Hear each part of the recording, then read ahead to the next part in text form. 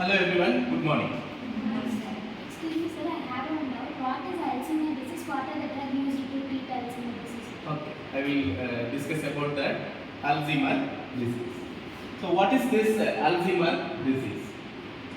Alzheimer disease is a progressive neurological disorder that affects memory, thinking and behavior. Have you seen any patients with the Alzheimer disease? First time you are hearing about this disease, isn't it? Okay. So Alzheimer usually affect the aged persons, usually, but there are certain reasons for that one. We will see one by one. What is this causes? First one is genetics.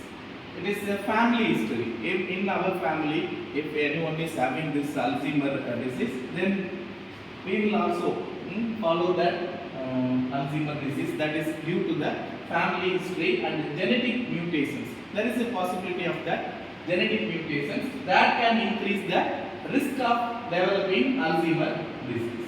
Then age. I already in the starting itself I told. Okay. First one is age. Okay. So Alzheimer disease is a degenerative condition that affects older adults. So elder people will be affected with this Alzheimer disease. Then if there is any brain injury, okay, there is any injury to our brain, there is also possibility of this Alzheimer disease. Okay, traumatic brain injuries such concussions can increase the risk of this developing Alzheimer disease. Along with that, cardiovascular disease, so conditions with the high blood pressure, diabetes and high cholesterol. Okay, that is BP patients and diabetic patients. There may be a possibility of this Alzheimer disease. Okay, the lifestyle factors, that is, if you are not taking your diet properly, okay, that poor diet and lack of exercise, okay, that will also lead to this Alzheimer condition, development of this Alzheimer disease. What are the symptoms of this Alzheimer disease?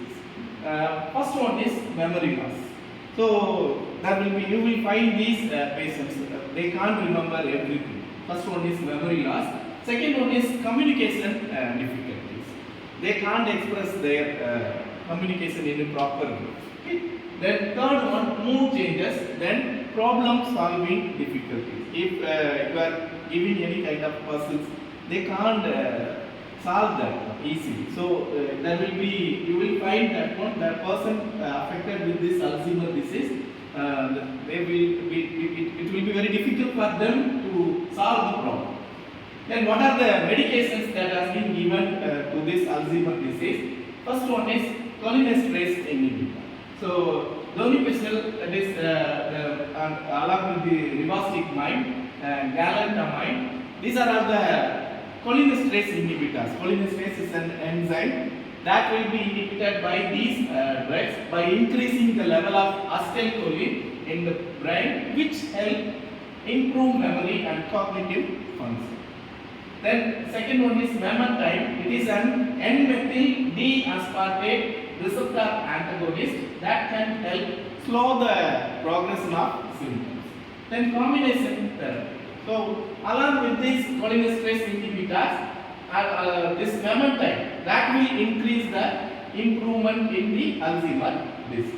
One of the drug, that is rivastigmine, it is a cholinesterase inhibitor, that is specifically a reversible inhibitor of acetylcholinesterase and butyrylcholinesterase.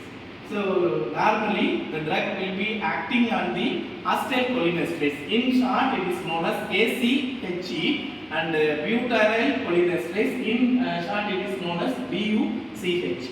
Okay. So this rivastigmine, it is a reversible inhibitor of both the enzymes ACHE and BUCHE. So this is the structure of rivastigmine. What is the mechanism of action of this rivastigmine? It binds to ACHE and BUCHE. So these are all the enzymes that will be responsible for the breaking down of the neurotransmitter acetylcholine. So the next step is reversible inhibition. What? So rivastigmine reversibly inhibit the ACHE and BUCHE, preventing them from binding down with the acetylcholine. Then the next step is increased cholinergic transmission.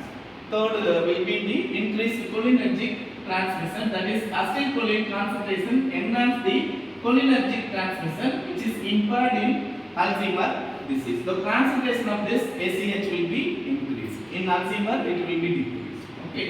So the next step is neuroprotection. So this rivastigmine may also have neuroprotective effect by reducing the formation of beta amyloid plaques. So this is how we use synthesize this rivastigmine.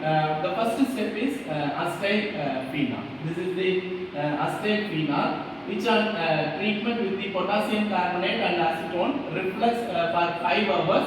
This will give this intermediate, that is N-methylethyl acetyloxy acetylphenol. This on reduction with the sodium borohydride in presence of methanol. What will happen? Here keto group is present. It will be converted into hydroxyl group. This is followed by treatment with the vinyl acetate and iodine and carbonyl chloride. This will give that this acetyl group will be here, hydroxyl group is added. So the next step is acetyl group will be added. It will be converted into OCOCH3. Then this further treatment with the dimethylamine. Okay, NHCH3 twice at a temperature of 10 to 20 degrees Celsius for a period of 8 to 10 hours will give the product rivastigmine. Our product will be formed. Here the OCOCH3 will be replaced by this N